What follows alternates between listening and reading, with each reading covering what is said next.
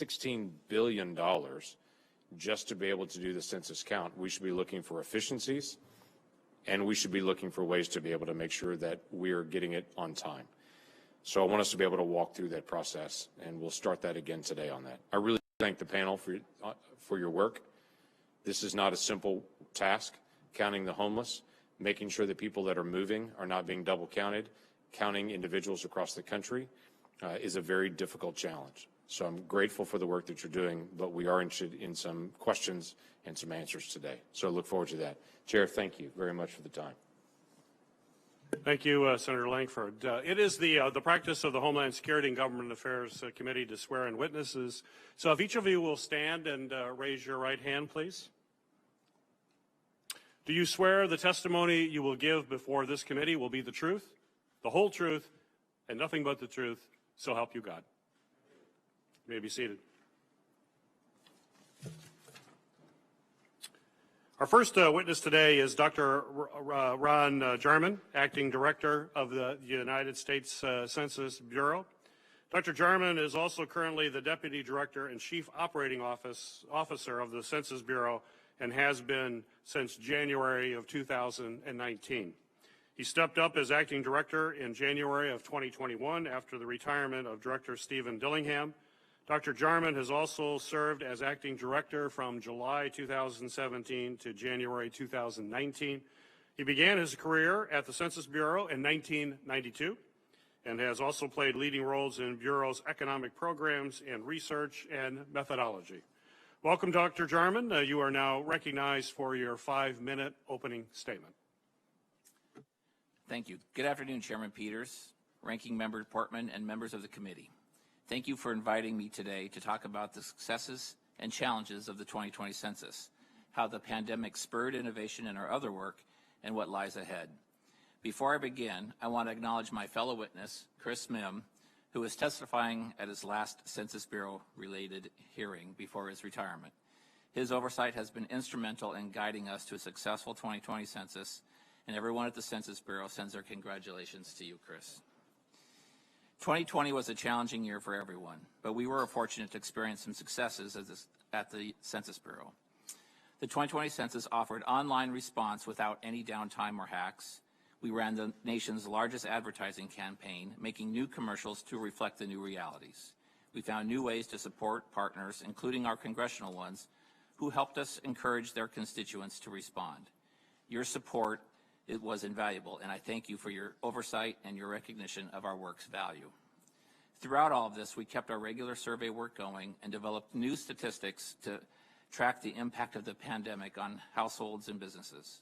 While we mourned the loss of family members, friends, and colleagues, juggled childcare and work, and watched the world change in numerous ways. I have never been prouder to work alongside the talented public servants at the Census Bureau, and I'm privileged to showcase some of our work today. Stay-at-home orders implemented due to the pandemic started just after the 2020 census began. In response, we suspended all in-person work and hiring. Fortunately, innovations we introduced allowed the public to continue to respond to the 2020 census and helped us to onboard and train staff virtually. We made daily, data-driven decisions on when and where to resume or start operations safely. We adapted by adding new features to our original plans, including calling households that hadn't responded, sending emails to encourage response, and advertising in additional languages to reach even more people. Stakeholders and partners around the country dedicated themselves to finding new ways to educate and motivate the public to respond in fresh ways. Once we finished collecting the data, we began processing it. During this complex work that takes time and expertise, we discovered some anomalies, as we do every decade. To be clear, anomalies are not errors, but they can turn into errors if we do not resolve them. Finding and fixing anomalies shows that our quality checks are working. We are on track to produce the apportionment counts by April 30th, and we expect to deliver redistricting data no later than September 30th as a single national delivery to ensure that we can provide the data that meet the quality that states expect. We also will release an interim file in August that contains the same data as the September release. It just will not be as user-friendly as the September data, but we are continued to do everything possible to get this critical information to the states as quickly as we can. We know that the pandemic-induced changes we made, that we had to make, raised questions about data quality, and we want to make sure that everyone is confident with the data we release. So, for the first time, we plan to release data quality metrics to provide the public even more transparency into our work. We are also enlisting 3 outside expert groups: the JSONs, the American Statistical Association, and the National Academy of Sciences Committee on National Statistics, to examine our quality metrics and review our 2020 census processes, procedures, and decisions. We know that the information we produce matters to people every day, so we know that we must take the time to get it right. Getting it right for the decennial census meant delaying our original schedule so we could conduct it safely, and taking the time needed to process the data so that we can produce high-quality statistics. Getting it right also means making sure we protect the data so that everyone feels safe responding, and so that everyone is reflected in the statistic we produce. We are modernizing the method we use to protect people's information when we release the 2020 census results. Our challenge is to balance the accuracy and utility of the data we release with the risks to respondent privacy. The most accurate and useful data would be if we published every household's response with no protections. Clearly, that is unacceptable and against the law. So over the decades, the Census Bureau has continuously improved privacy protection using methods like aggregation, suppression, and swapping sensitive records. Ubiquitous data and technological advances have created more sophisticated tools that dramatically increase the risks to privacy and confidentiality in detailed data sets like those produced from the 2020 census. And the tools we've used before are no longer sufficient. The method we're using, differential privacy, allows us to use specialized formulas to balance privacy and accuracy so that our information continues to be useful while also protecting individual information as required by law. We welcome conversations about where the ideal balance point exists. Thank you, and I look forward to your questions. Thank you, Dr. Jarman. Our second witness is Mr. Christopher Mim. Mr. Mim is the Managing Director of the Strategic Issues Team at the Government Accountability Office, or GAO. His team led GAO's work on 2020 census operations, including preparedness, field work, data quality risk, and more. He also leads GAO's work on government-wide strategy, performance, and resource issues, including the high-risk list. He joined GAO in September of 1983, and since then has worked to support the Congress on a range of issues. Mr. Mim, I understand you'll be retiring at the end of March after 37 years of federal service. Yes. And I certainly want to thank you for your many years of dedication to the American people. Thank you. Your work has been essential for helping Congress analyze and approve government programs. Congratulations, Mr. Mim, and thank you for being here today, and please proceed with your 5-minute opening statement. Well, thank you, Chairman Peters, and thank you very much for your very gracious words. I appreciate that quite a bit. Mr. Chairman and Senator Lankford, and members of the committee, my colleague Nick Morenos and I are pleased to be here to discuss the 2020 census. As you noted, Mr. Chairman, in your opening comments, census data are used by government at all levels, the private sector, researchers, citizens, to provide a national 10-year roadmap for making decisions. So it's absolutely vital that we get it right, and as you mentioned, get the right count in the right place and only once. In being here today, Nick and I have the great privilege of presenting the work of our GAO colleagues who have been supporting congressional oversight of the census for many years. As the committee is well aware, even in the best of circumstances, completing the census is an enormous and complex undertaking. Yet, Mr. Chairman, as you and Senator Lankford noted, 2020 was by far from the best of circumstances, with the COVID-19 pandemic making the census all the more challenging. Just over 1 year ago, as the Bureau had begun to mail out invitations to participate in the census, it was forced to suspend field operations because of COVID-19.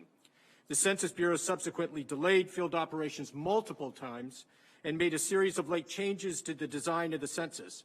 Our prepared statement details those changes the Bureau made in response to the pandemic and related executive branch decisions. Overall, the changes affected the way the Bureau did its work, and as well as the time it took to do the work. The changes also introduced risks of quality to the congressional apportionment and redistricting data. As you know, and as you've both mentioned, The Bureau's current plan is to deliver apportionment count data by April 30 and final redistricting data by September 30. As it prepares this data, I would underscore 2 points from our work. First, as Director Jarman noted, the Bureau is responding to recommendations by the American Statistical Association and the Department of Commerce's Census Scientific Advisory Committee. We view these as very positive developments. These recommendations called for the Bureau to document what it knows in near real time about the quality of the population counts that it provides to the President and to the Congress. We also reported in December on census quality indicators that the Bureau should consider provided when it releases apportionment counts. These quality indicators were consistent with the work of the ASA and the Advisory Committee. We firmly believe and agree with the Census Bureau that disclosing what is known and not yet known about census data in near real time will increase transparency and public confidence in the census. Second, in December, we also identified concerns about how late changes to the census design could affect data quality. These concerns range from how the altered timeframes affected population counts during field data collection to what effects, if any, the compressed and streamlined processing of census data have on the Bureau's ability to detect and fully address processing or other areas. We recommended in December, and a report issued just yesterday, that the Bureau ensure that its 2020 assessments first address how the late changes to the census design could affect data quality, and second, support planning for the 2030 census. The Department of Commerce and the Census Bureau agreed with both of those recommendations and described ongoing and planned activities to implement them. Notably, the Bureau's activities included planning to release the information, as I mentioned, and findings on data qualities as it becomes available. One final point. As you know from the hearing that the Comptroller General held before this committee earlier this month, the decennial census remains on our high-risk list. Normally, it would come off in the year after the census is completed. However, he asked us to keep it on this time for 2 reasons. Not just because we're not done with the 2020 census, but for precisely, Senator Langford, as you were mentioning, we need to be thinking early and hard about what the 2030 census is going to be looking at. The Census Bureau made a number of important innovations and changes as it was preparing and planning for the 2020 census. We need to make sure that that energy and momentum and that force of innovation carries through into 2030 as well. Let me end there, and once again, I want to thank the committee and you, Mr. Chairman, for your very kind words, for the opportunity to appear before you today, and I'll be pleased to answer any questions you may have. Thank you, Mr. Mihm. Our final witness today is Mr. Nick Morenos, Director of Information Technology and Cybersecurity at GAO. His team has led GAO's work to analyze the IT and cybersecurity components of the 2020 census, a crucial part of the operation, particularly as the census was the first, or this last census was the first to have online response option. His team also performs audits across all major federal agencies in the areas of cybersecurity, critical infrastructure, privacy, and data protection. Mr. Morenos joined GAO in 2002. Welcome, Mr. Morenos. You may proceed with your 5-minute opening statement. Thank you, Mr. Chairman and Senator Langford, members of the committee. Thank you for inviting GAO to discuss the status of the 2020 census. So today I'd like to provide you with an update on IT systems, cybersecurity, and the Bureau's efforts for protecting the data it collected from census respondents. Starting with IT systems, as the Chairman noted, the Internet Self-Response System operated as intended during the 2020 census, and most people who self-responded did so online. And the Bureau reported that it did not experience any system downtime during the census.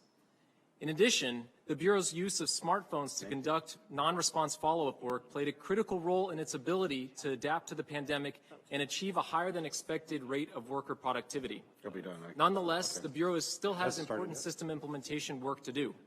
Currently, the Bureau is processing census responses, which is a critical activity intended to help ensure that the data are complete and formatted correctly.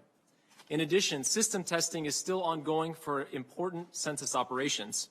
Among these is the Bureau's post-enumeration survey, which is intended to assess the quality of the 2020 census. Going forward, a continued focus on meeting testing milestones and scheduled deployments will be important for ensuring that the Bureau's systems operate as intended. With respect to cybersecurity, as Dr. Jarman pointed out, the Bureau has reported no major cyber incidents that have impacted decennial operations. Throughout the past several years, the Bureau coordinated with officials at DHS's Cybersecurity and Infrastructure Security Agency, known as CISA, leveraging their expertise to conduct cybersecurity assessments and provide consultative support. The Bureau also implemented a trust and safety team to quickly respond to disinformation and misinformation events in order to protect the reputation of the Bureau and the integrity of the 2020 census. In light of recent high-profile cyber attacks impacting both public and private sectors, however, it's vital for the Bureau to continue its vigilance and to work with CISA to ensure that its remaining operations are adequately protected. Turning to the topic of data protection, now that the data collection has ended for the 2020 census, the Bureau's focus is shifting to the development and release of statistical products. When producing and distributing these products, it's important for the Bureau to maintain the confidentiality of individual respondent information as required by law. To do this, the Bureau plans to apply a data protection technique known as differential privacy. In December, we noted that the operational delays that Chris mentioned created uncertainty in the plans and schedules for differential privacy. Last month, the Bureau updated and finalized its schedule for implementing differential privacy on the redistricting data. We discussed these plans in more detail in our written statement, but the bottom line is that the next few months will be critical to implementing data protection. We are actively monitoring the Bureau's efforts in this area, and we will keep you updated.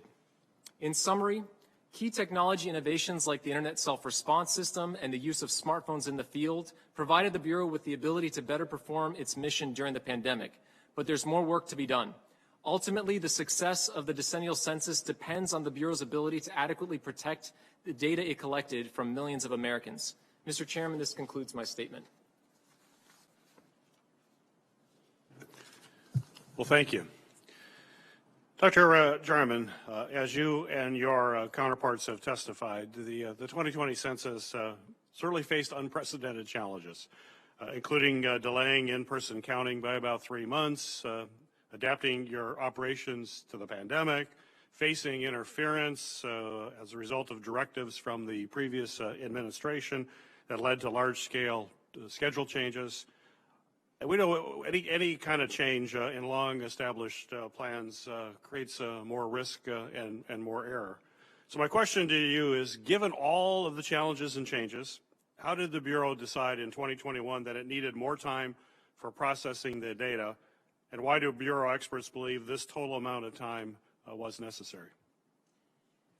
Well, thank you, Chair. So I think first and foremost, our objective is to release complete and accurate information. And so that drives many of our operational decisions last year and drives our decisions right now about how we're processing the data.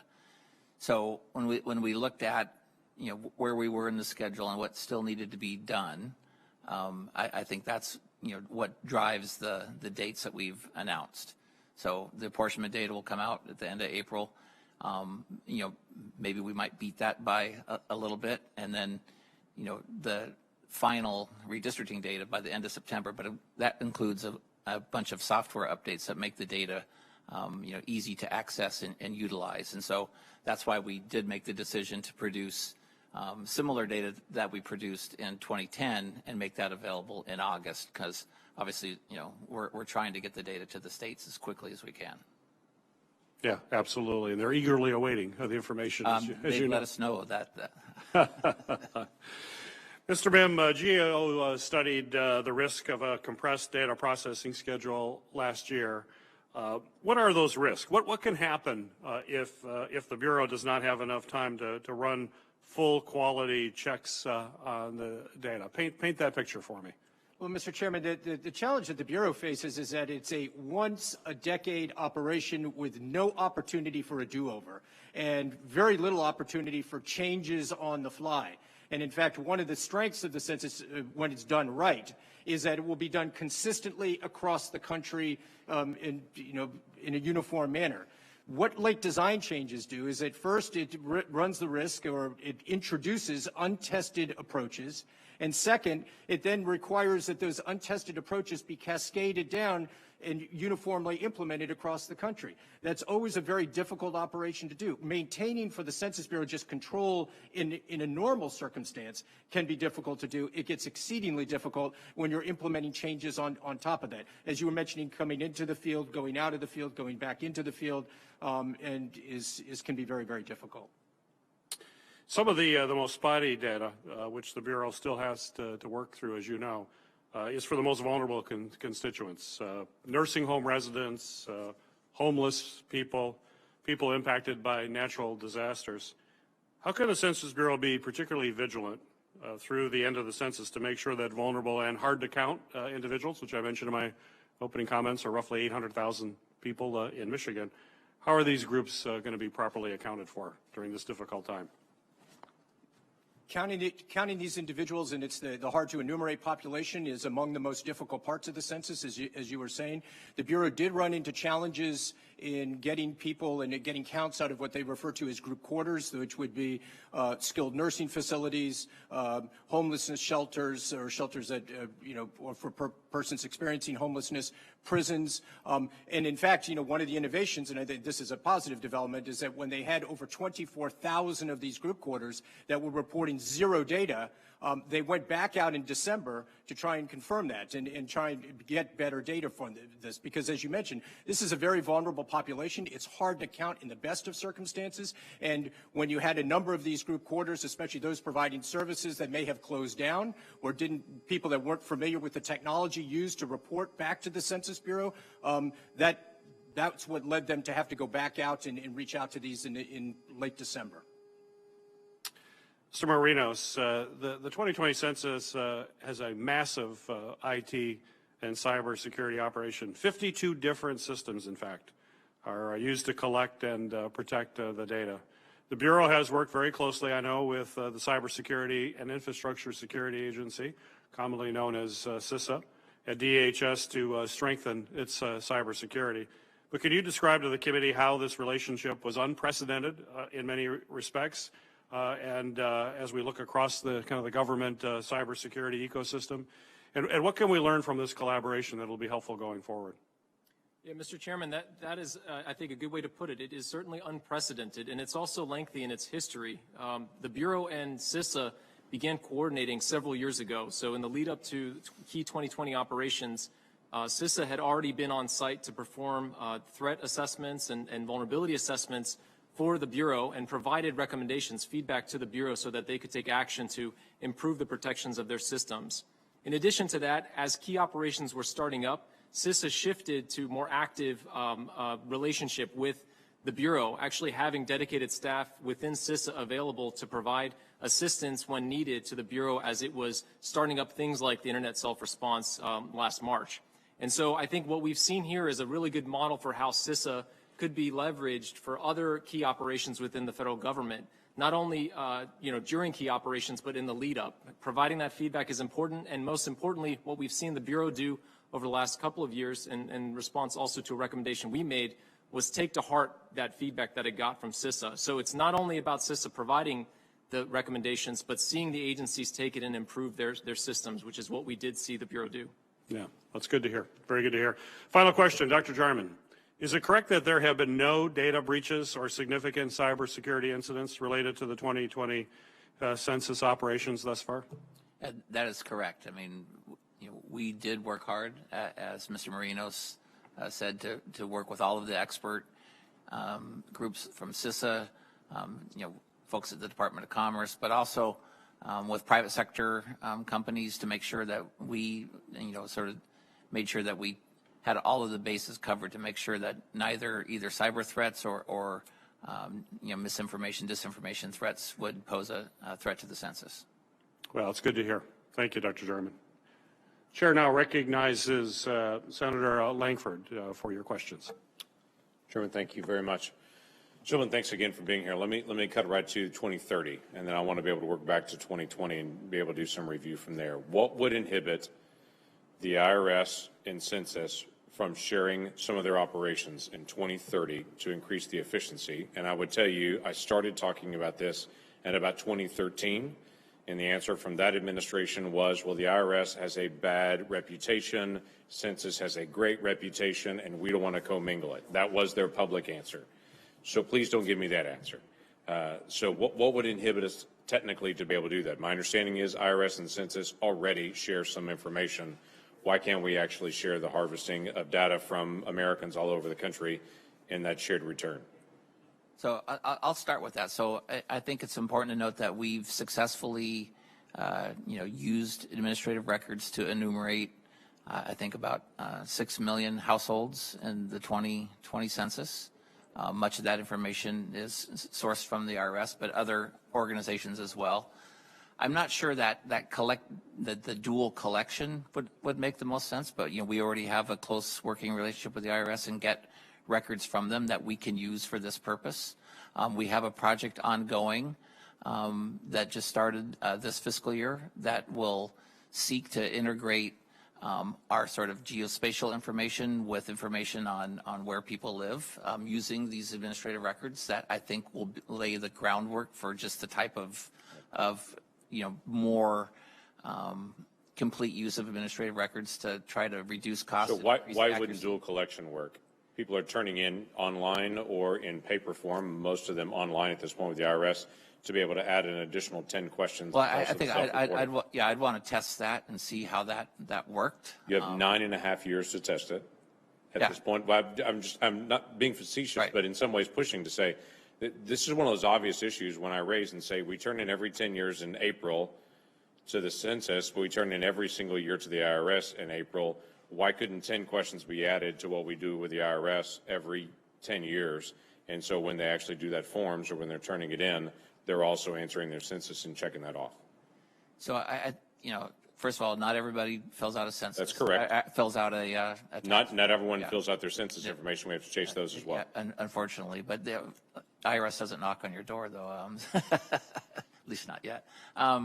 So this would be something I think we would have to work with the IRS. I'm not sure where they sit on this. I think the fact that Census and IRS can work more closely, and other administrative agencies, we get information from other federal agencies, from states.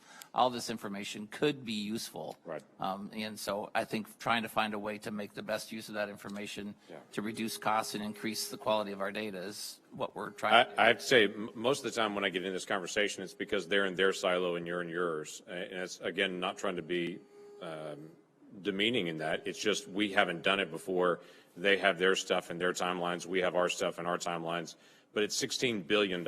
We've got to find a way to be able to find some efficiency between the two. And if there's a way to be able to say, let's work with a system that already works every single year, gathering well over 100 million households, and that can get us started that quickly. It's not that Americans are in the habit of self-filling out information from census. They only do it every 10 years, and every 10 years it's a little bit different than it was in the past, and no telling how we'll do that in 2030, depending on the technology. It's an area I think we need to explore and not just say, how can we gather some of the administrative data? How can we actually gather the data at the beginning of it and to see if we can merge some of those operations and save the taxpayers significant dollars. Let me ask you about some of the deadlines early on this year. When is the first time that states were officially notified that the deadline would not be achieved? So I'm not sure. I know, if we have a staff that works with the states all the time, and I think we knew that, making the deadlines was going to be difficult. But I think the first official notification was earlier in February. So. Okay. That's the challenge we have. For instance, in my state in Oklahoma, we have to do all of our redistricting within 30 days, or sorry, within 90 days of when our session begins, February the 1st. So we were already in the process of doing redistricting meetings, doing all of those things, and then suddenly we get notification, not that we're going to be a little late, that we're going to be 5 months late. Now that really throws everything out. So when did you know at first you were going to be 5 months late? It was right about that time. I mean, I think before, last fall, coming up on the apportionment deadline, the focus was really on trying to meet the statutory deadline for apportionment, and there was all hands on deck to do that. So some of the work that we would have been doing then on redistricting was in order to crash the schedule for apportionment, we set that aside. And so it wasn't until after the start of the year that we started, seeing what the real ramifications of that So with the apportionment deadline, as I'm seeing, you're about 3 months behind on getting that collected from where your original targets are. Is that correct? Right. Yeah. So even in January, almost 4 months. Yeah, so even in January, you thought you could still make that up. It wasn't until late January, early February before you knew you're actually be 5 months late. Before we knew with some certainty, I think it's fair to say that we knew that we weren't going to make the March date. But so that's what I'm trying to get at. When do you think? When is your best guess of when you knew we're not going to make March? We could not just be late; we could be significantly late. So I think. What we learned from last fall was to not be giving dates that we couldn't stand by. So we wanted to wait till we had a better sense of that, and that was early February. Okay. Obviously, the challenge that we have with that is every state had already started the process of getting things together, and it already started their redistricting meetings and their public meetings and all those things, and that'll all have to be redone all over again, as well as all the litigation that's going to follow from that as well. You had mentioned before about if you don't do the software updates and the things and to perfect the way that you're releasing it, if you release the redistricting data the same way you did in 2010, you do for the 2020 time period, you could shave some time off of that September 30th date. How much time do you think that could be? So mid to late August. Okay. So about a month, or maybe a little bit more. That would be helpful to be able to get. Yeah. Thank you. Thank you, Senator Langford. We're in the middle of votes, so you'll be seeing committee members kind of running in and out. In fact, I will be doing that. I'm going to be running out to vote. We'll turn over to Ranking Member Portman for his questions, and he will preside over the hearing until I return. Ranking Member Portman. Thank you, Mr. Chairman. And I know that Senator Langford has already asked you guys some pertinent questions because he has a strong interest in this, given the situation in his state and also his expertise on this issue. Ohio is one of those states that's negatively impacted, as you know. We have constitutional requirements that may lead us to not be able to use your data, which is just unheard of. So I guess, Dr. Jarman, my first question would be, I know that due to COVID-19, you announced this 6-month delay. The apportionment data only needed a 4-month delay. My question for you, I guess, would be, by law, redistricting data should be available 3 months after the apportionment data, but this is 5 months later. Why that delay? So I think part of that, I was just explaining to Senator Langford, was while we were making an effort to make the statutory deadline for the apportionment data, which is the December 31st, we crashed the schedule, put all hands on deck to accomplish that, and that meant that some of the work that we would have started for the apportionment, for the redistricting data, was set aside until later, and so I think that's added some time. I think the other thing is, we're trying to make sure that we have this all right and make sure that the timeline that we've specified is one that we can meet. So I hope we can beat the timeline a little bit, but it's definitely, as you saw last fall when we had said, timing on apportionment data was going to be this or going to be that. We want to give the public and the states a little more certainty about when we can actually deliver. Well, certainty is nice, but having the data available is even nicer. Yeah. We have a September 1st deadline, as you know. Let me ask you this. Well, why can't you provide states like Ohio that have these constitutional deadlines data on a rolling basis? In other words, provide us our data. You don't need to provide it to every state because some states have more flexibility than we do. No, we understand that, and the original plan was to put it out on a rolling basis. But I think as we've gone back and tried to find the fastest way that we can deliver the data to the states, it is to produce it all at once. The reviews are done, sort of across all of the states. I think if we were to prioritize, a small number of states, that would actually increase the amount of time it would take us to get the data out. So we're trying to optimize and get it out as quickly as possible. Well, I hope you understand the negative consequences here, because we're in the middle of a redistricting change in Ohio, not just because of the 10-year data, but also because we're looking at redistricting reform, and this is really putting us back and causing tremendous problems. GAO has indicated that September 17 is your target release date with a 2-week security buffer. Will you commit to notifying this committee as soon as you become aware of any issue that could delay the data past September 17th? Absolutely. That's at a minimum what we really need to do. I'm told that you don't want more money to be able to speed this up because you think that won't help. How could that be? Wouldn't more resources be able to give you the ability to put more people against this and to get this done more quickly? So that's a great question, Senator. And so I think what you need to remember is that right now we're in a process where data are processed and then they're reviewed, and that review is done by experienced expert staff. And trying to increase the number of people looking at the data would require those expert staff to then train new folks, and I think that would just add time to this. This is one of the things, when we talk about looking ahead to 2030, if there is something that happens in data collection that puts us behind for data processing, the data processing was not a focus of a lot of the efforts for the 2020 census. And so, it was all done with thinking there was 5 months to get this all done, or at least to get the apportionment data out. So I think thinking about what the back end looks like for 2030 could help us in this, but, obviously for 2020 with the pandemic, we didn't have that luxury. And so it's a situation where the processing of these data is done by a relatively small, when I'm small, 100 or so, expert staff that process and review these data, and increasing that staff right now would actually slow us down.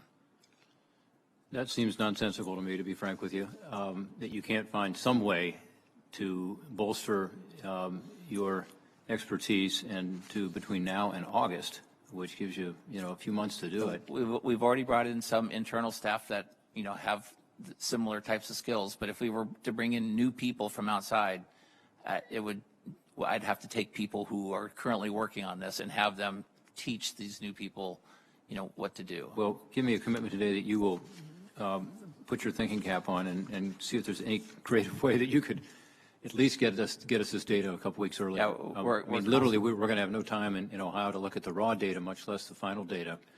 And if we had another 2 weeks, it would make a huge difference. We're already looking for every way that we can speed this up, so we'll continue to do so. Okay. I see Senator Romney is here, and I want to go to him next, but ask you a question that actually relates to some of his local communities. This most recent data set, I'm told that some small towns in Utah saw a 20 to 30% population change as a result of differential privacy. Do you expect similar results for small towns in the final data? I do not. So those test data were done with a higher privacy parameter, so that protected the data more than we will in the final data. And also we've worked out many of the sort of other processing issues that cause some discrepancies. And so we'll be releasing additional data in April that folks can look at. That'll be a lot closer to, but even probably still not quite as accurate as the final data that we put out. So, do you believe the final data will be accurate as to these small towns, despite yes. the use of this differential privacy? So accuracy and privacy are conflicting goals, and we are trying our best to balance the accuracy with protecting the respondent information. So. Got to be sure the data is usable, one, and be sure that it can be upheld in a court because it's going to be likely subject to litigation. Well, thank you. I'm informed that Senator Rosen is actually next. I'm sure, Senator Romney, you're right up there, but I'd like now to turn to Senator Rosen virtually. Thank you, Senator Portman. I appreciate it, and thank you to the witnesses for being here today. Of course, this topic is extremely important to all of us across the country for so many reasons, and I appreciate your hard work and efforts always, but of course during the pandemic it made everything so much more challenging.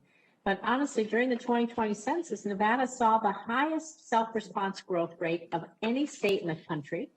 That's due in large part to our state's outreach strategies, the critical partnerships that we've developed with the Census Bureau, our state and local elected officials, and of course, all of our community leaders. So we've created inroads across the state from diverse communities to urban areas, including our hard to reach communities, our tribal communities.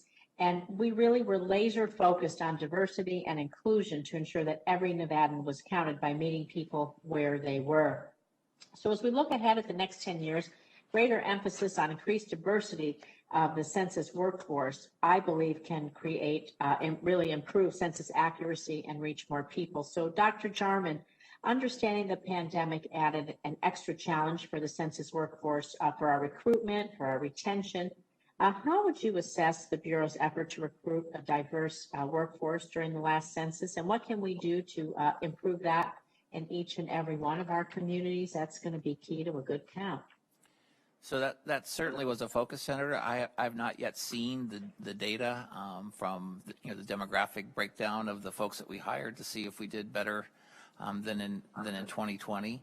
I will say though that it was a challenge to get folks on board during the pandemic.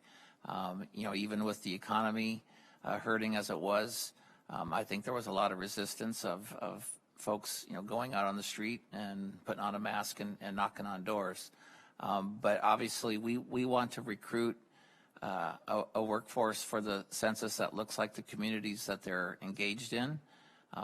We do that because it's important, because that's what builds trust with folks whose doors we're knocking on, and so that will continue to be a focus of the 2030 census. I look forward to seeing that report when you have that. But speaking of diversity, another reason that this is so incredibly important is because we have to break down our language barriers and, of course, our technology barriers. So two key barriers, we know this, they're the barriers to census participation. You have been, I know, working on language access and technological hurdles. To truly account every American, we have to ensure that the census materials are available in the languages diverse communities speak in their home. And so I applaud the Bureau for providing resources and materials in 59 non-English languages. Currently, the questionnaire itself is only in 12 non-English languages, excluding a large number of South and Southeast Asian languages spoken by the AAPI communities in Nevada and across the country.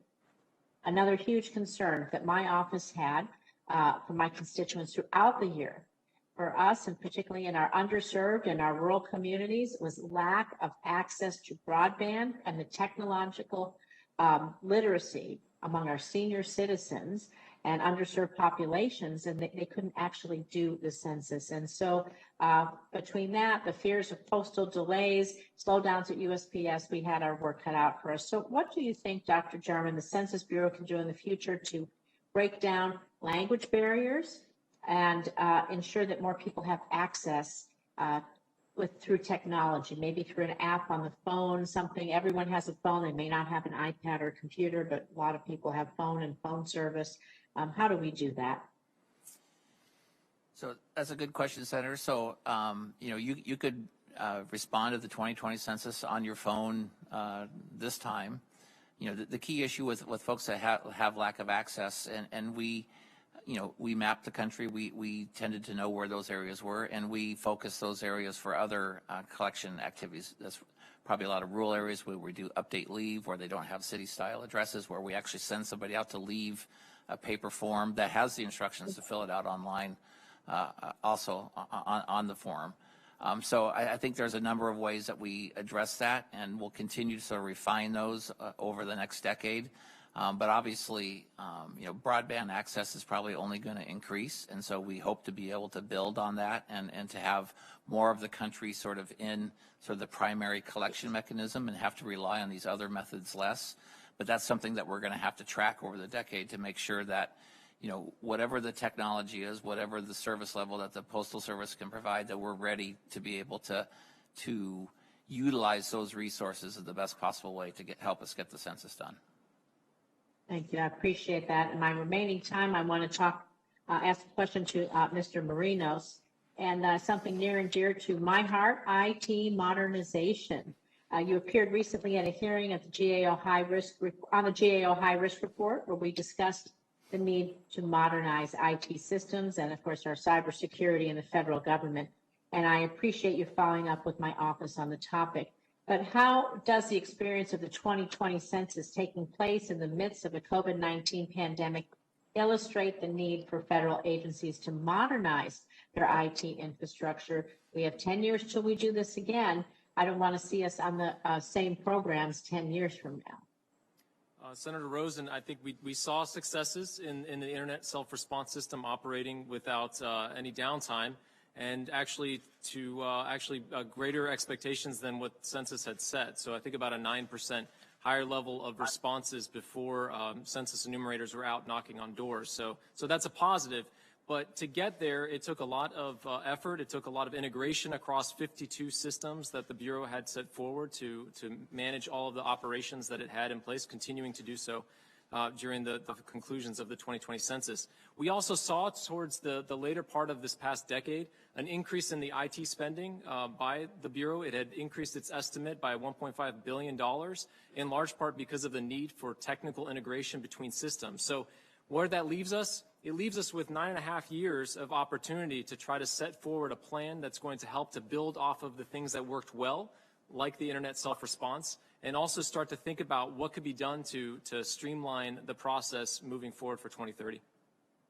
Well, I look forward to working on that. I think there's things that can be standard amongst all 50 states and territories, and then allow for some things on the back end that we may have to do different in our states. I appreciate that conversation. Thank you. I yield back. Thank you, Senator Rosen. Senator Carper. Thank you. Thank you. This question, if I could lead off with Dr. Jarman. And I understand that the Census Bureau made several late operational and design changes for the 2020 decennial census in response to both COVID and to decisions made by the Department of Commerce. I think it was in December of 2020 that the GAO reported that the Bureau planned to assess these changes and agreed with recommendations that this assessment should address data quality concerns relating to data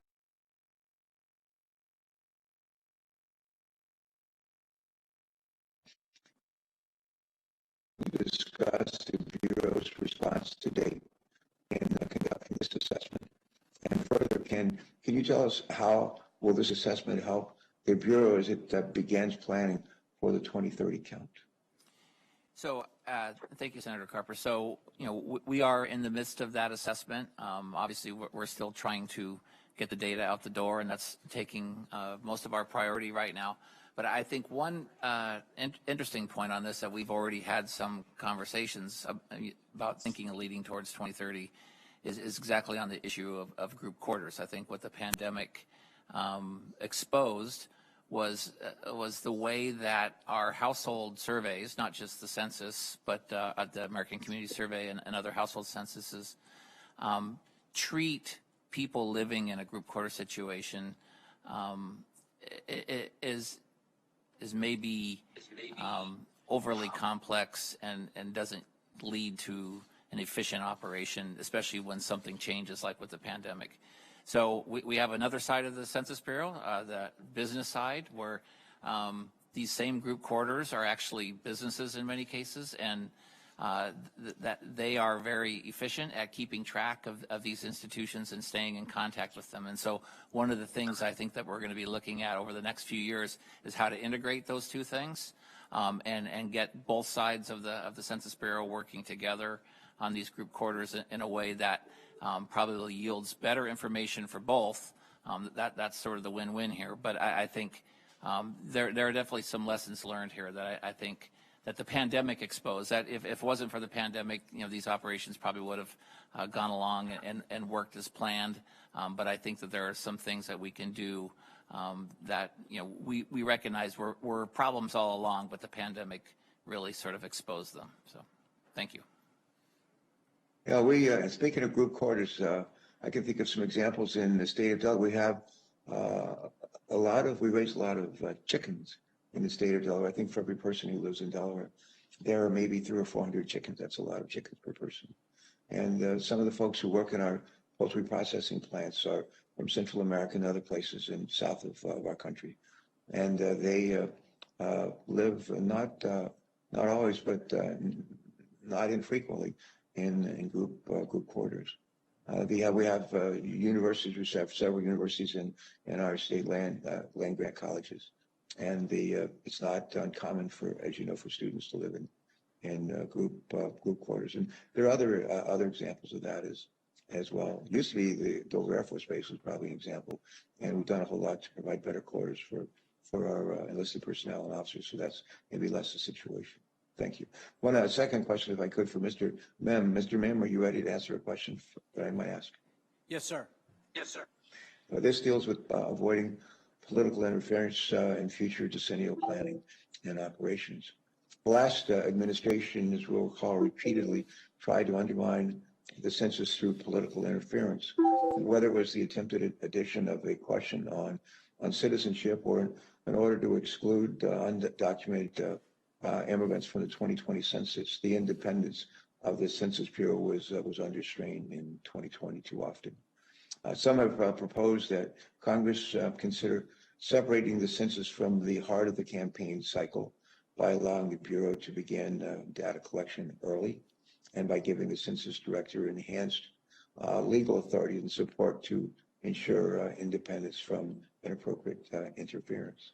Mr. Mem, could you share some options we in Congress may want to consider to ensure that the independence and the integrity of the Census Bureau and the decennial count, please?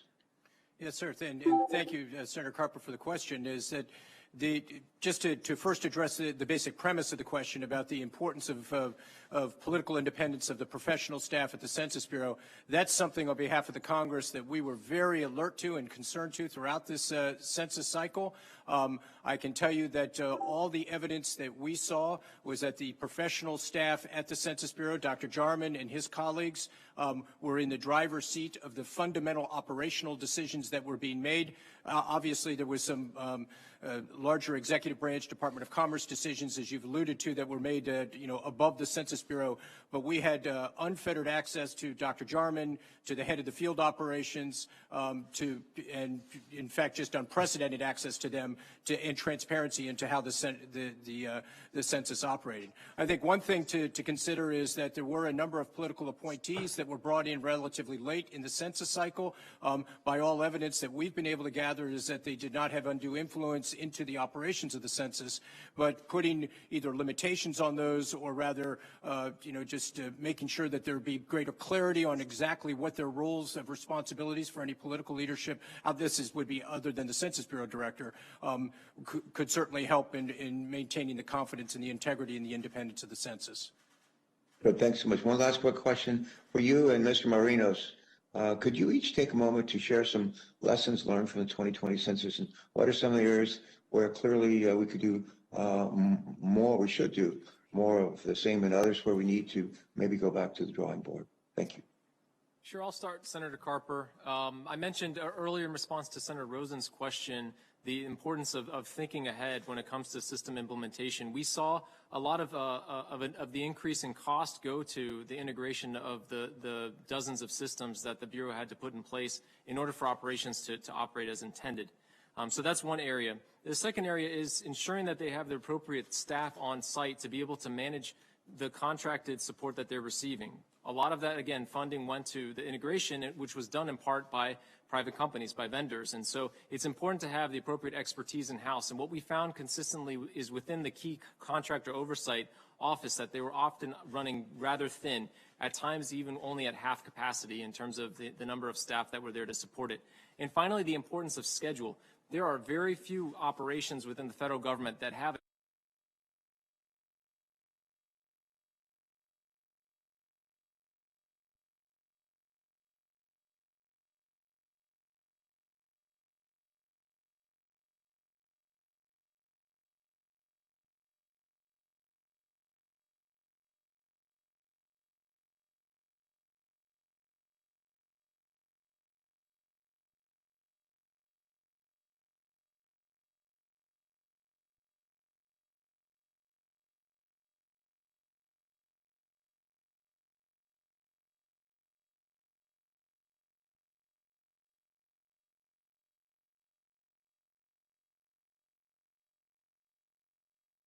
on a couple of areas that I don't think have been touched on already. First question is for Mr. Mim. In the GAO report titled Census Bureau Needs to Assess Data Quality Concerns Stemming from the Recent Design Changes that was published in December of 2020, it was mentioned that to save costs, the Bureau increased its reliance on solely using administrative records to count non-responsive households. One of the examples constantly pointed to is including Medicare enrollment data, as well as individual tax return data to improve the count. The report highlights some issues regarding the use of tax data, for example, individuals not having enough income to have to file tax returns or not listing dependents for tax purposes. However, I'm also concerned with the reliance of other public benefits data.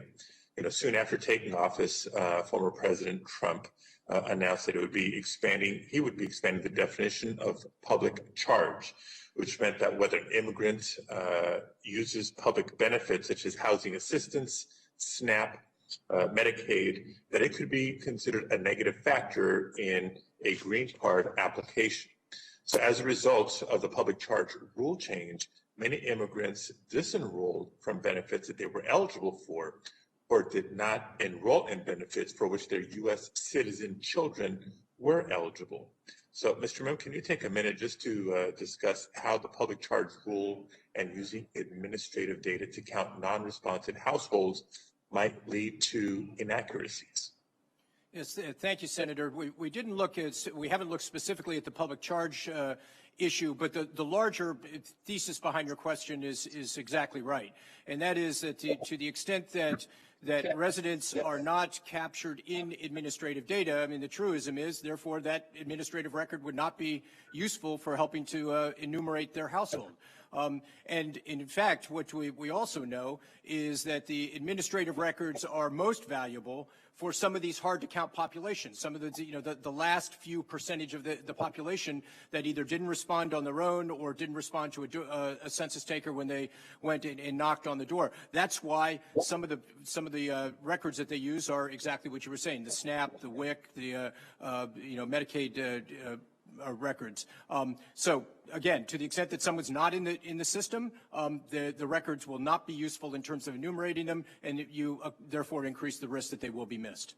Okay. Thank you.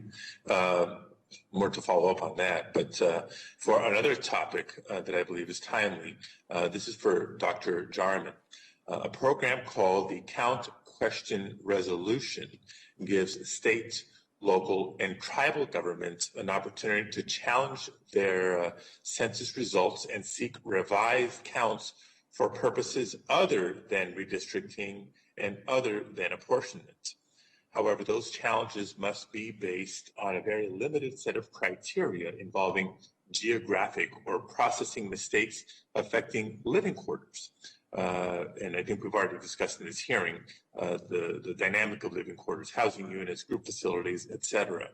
So in light of the many challenges to conducting a complete and accurate census last year, will the Census Bureau consider expanding the scope of the Count Question Resolution Program to allow challenges based on a broader set of outcomes that indicate significant miscounts or undercounts in a jurisdiction? So, Senator, I'm not familiar with any discussions to broaden those definitions, but we would certainly be willing to take a look at that and get the folks on my team that are responsible for that and talking to you or your staff or to whomever. But I at this time, I'm not aware of any of those discussions right now. Okay. Well, then consider this a request for consideration, and we'll have through our staff's follow up to see how that can be explored.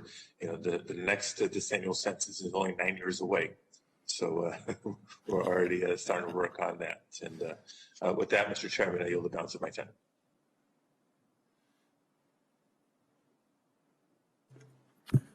Thank you, Senator Padilla. Senator Hessen, you are recognized for your questions. Well, thank you, Chairman Peters and Ranking Member Portman, and thank you to our witnesses for not only your testimony today, but for your service. To Mr. Morenos, I want to start with a question to you. The 2020 census was the first to feature an online response option. More than half of census respondents in New Hampshire and across the country use the online platform to be counted, and I commend the Census Bureau for its successful rollout of the online response platform and the broader IT infrastructure, which experienced no security breaches that we're aware of, nor any significant outages during the data collection period. So you've heard questions around these issues from Senators Rosen and Carper, but I just wanted to give you an opportunity to add on to your previous answers. What steps did the Census Bureau take when setting up its IT infrastructure to ensure its security and functionality? Senator Hassan, I think the importance of starting early in this decade can't be overemphasized. There were many changes to the decisions that were being made by the Bureau around the mid part of this past decade, in particular taking, for example, the Internet self-response. One of the key systems supporting that effort was an in-house developed system. Later on in the decade, the Bureau determined that it made more sense to pursue a vendor-provided solution, and so it put effort into that area. We saw right before implementation of the Internet self-response a flip from the contractor-provided software to the original planned effort. What that means is cost and increases and additional constraints to schedules, because there are going to be opportunities for risk to be injected when there are late design changes. And so I think that it's extremely important for the Bureau to reflect on the successes of the Internet self-response system in terms of its implementation, in terms of its functionality, but to step back and think for the upcoming decade, how can it do it in a more cost-effective and more schedule-conscious way? So let me follow up on that for a minute, because the other piece of this is you all have now had this experience. What can other agencies learn from the Census Bureau's successful efforts to prepare and execute the 2020 census on a digital platform? Just any lessons learned you would share across government? Yeah, I would say actually, as I mentioned in my opening statement, the trust and safety team that the Bureau put in place was an innovative one. It was an important one because obviously the census being one of the key government operations taking place just last year, it took a lot of lessons learned from its experiences in combating disinformation and misinformation, and now, and I can defer to Dr. Jarman if you'd like to add more details to this, but is now actually using that information to provide assistance to organizations like CDC to think about how it can combat the potential for disinformation and misinformation during this pandemic as well. So I think we can commend the Bureau for not only, taking the fight to online to really ensure that the facts are straight, but to try to use those experiences to help in other parts of government as well. Well, thank you. And I'm going to turn to Dr. Jarman now. And Dr. Jarman, if you want to follow up on that, I'm going to ask a question first. And you might want to combine responses. Last week, this committee held a hearing on the SolarWinds cyber campaign that compromised federal, state, and private data. As incidents like the SolarWinds campaign become more sophisticated and more difficult to apprehend, we have to take steps to proactively protect data, including the use of continuous diagnostics and mitigation programs at all civilian agencies. As it continues to organize and eventually disseminate the data collected from the 2020 census, how is the Census Bureau working to secure this valuable data against malicious activities? So thank you, Senator. So that's a great question. So we actually were one of the organizations using SolarWinds, and we've done a thorough review and have determined that our instance of it is safe. But we are on this all the time. We started developing a good working relationship a few years before the 2020 census with CISA at DHS, and we're going to continue to do that throughout the decade. That's now going to be a permanent feature of our stance. I'll add that the Census Bureau has many valuable data assets in addition to the data we collect from the 2020 census. We have a host of other survey data that we collect, administrative records that we get from other government agencies and from the states, and looking to get access to even newer and more innovative data to produce better statistics for the American public. So keeping that information secure is one of our top priorities, and I think as we move forward in the decade, we're going to be looking at various architectural innovations to really keep our data in a secure but accessible to those who need it type of infrastructure, so that we can ensure the public that the data are safe. I like to glibly say that the census is the data roach hotel. Secure data come in, but only safe outputs go out. And so that is a commitment that we strongly believe in, and we can't do our jobs without ensuring that the data that we have access to and process is kept secure. Well, thank you for that. I want to very quickly ask Mr. Morenos if you think that the Census Bureau is taking all the necessary and appropriate steps to protect the information collected by the 2020 census. And if you can be fairly brief, I have one more question to ask. Sure. We've been encouraged with the approach that the Bureau's been taking. We still have some outstanding recommendations that we've made regarding how it actually remediates some of the weaknesses that the Bureau identifies, but we're going to continue to follow up on that. Okay, thank you. Last question for Dr. Jarman again. The Census Bureau's transition to digital data gathering and the end-to-end operations of the 2020 census is estimated to cost $15.6 billion, making it the most expensive decennial census ever conducted. The Bureau has passed deadlines for disseminating critical count information, and we've been talking about the relating delays that could in fact increase expenditures. Does the Census Bureau anticipate any cost overruns as a result of the COVID-19 pandemic, which disrupted data collection and has delayed disseminating the apportionment data? As Senator, we do not. I think we're going to come in well under the $15.6 billion, and that even includes the billion in contingency expenditures that we had to introduce because of COVID. So I think when it all comes out in the wash, will show that we actually did sort of bend the needle a little bit on costs with the 2020 census, and I think that'll be a good outcome that we can talk about. Okay, thank you very much, and I'll follow up with Dr. Mim to see if you all agree with that assessment. Thank you very much, Mr. Chair. Thank you, Senator Hassan. Senator Ossoff, you're recognized for your questions. Thank you, Mr. Chairman. Appreciate that. Dr. Jarman, I'd like an update from you on the non-response follow-up survey, which I understand has resumed in the field after its work in the fall. Are you aware of any issues that might present the possibility of an undercount, particularly in rural or underserved communities hit particularly hard by COVID-19? And can you give us an update on the Nrfu process this spring, please? So the non-response follow-up operation is done. It ended in mid-October. With the field operation relative to the decennial census that we're undergoing right now is the post-enumeration survey. And I just got an update the other day. Our response rates are well over 90%. And that is the survey that we use to measure the coverage of the survey. And that's how we know the degree to which some households were undercounted and some households were overcounted. And so that work continues, and we'll be done with field collection with that shortly, and then begin to start processing that data so that we can then assess the accuracy of the 2020 census. Thank you, Dr. Jarman. And can you explain, for the benefit of the committee as well as state officials who may be watching and anticipating the data they'll be receiving, how states might use the legacy format summary redistricting data files that would be sent in addition to the raw data to support states' redistricting processes, and what concerns for a fair redistricting process might result from the presentation of the data using the legacy format? So thanks, Senator. So the legacy format is much like what we produced in 2010.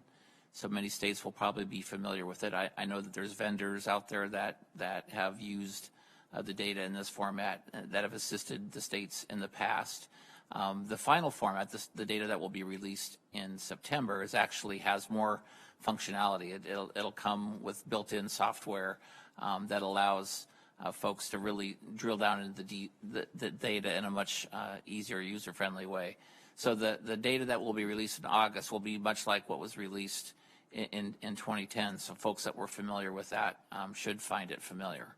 But still, the data we're releasing in September is what we've worked with them over this decade to make improvements, and so that won't be available till September. Thank you, Dr. Jarman. And am I correct that the Household Pulse survey is still ongoing online? You're correct. It is ongoing.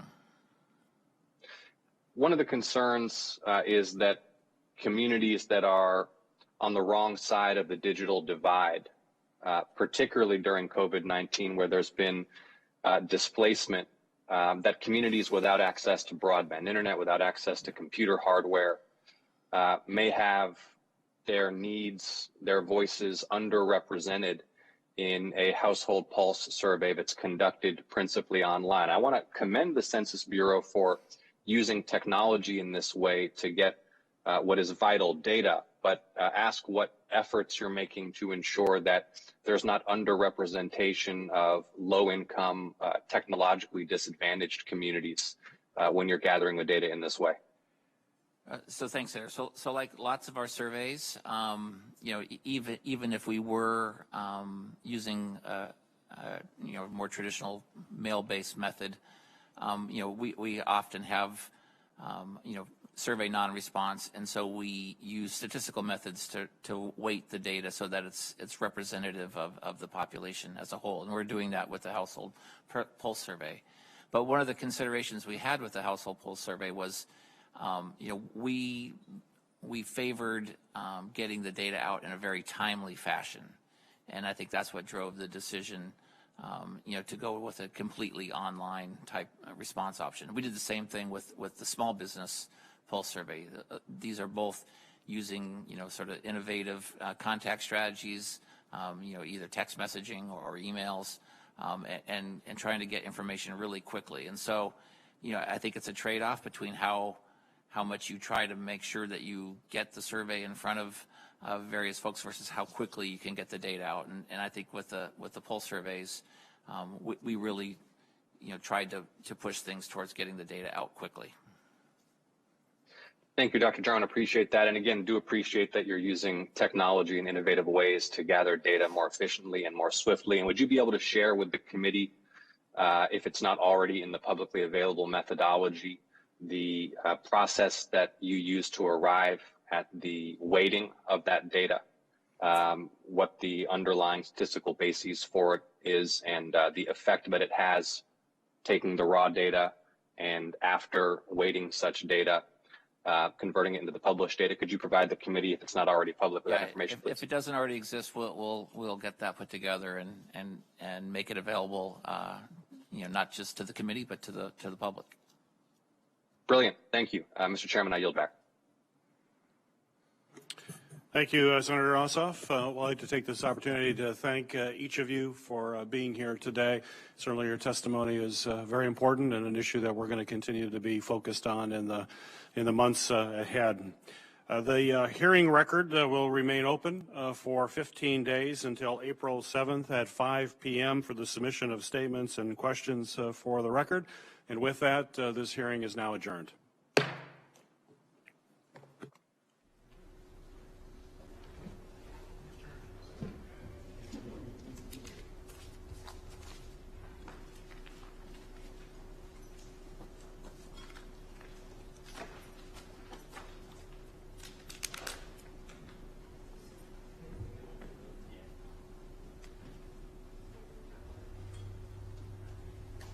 Thank you. Thanks for all the work you've done. It was good. Thank you. Appreciate it.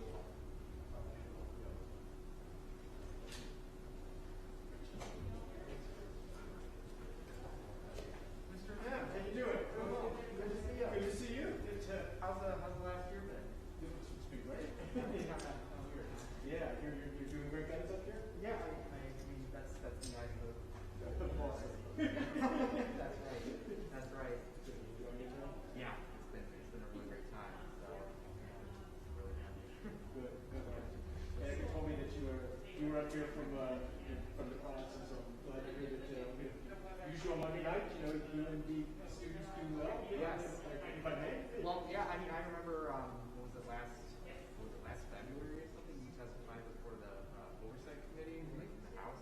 I remember I showed you a picture. I was like, yeah, I watched you testify when I got home. I really appreciate it. Yeah. Right, this guy's a nerd. I Yeah. got my own bar. And then, you know, lo and behold, here I am. Yeah, so. Thank you so much. Thanks so much. That was great. You had a lot of questions.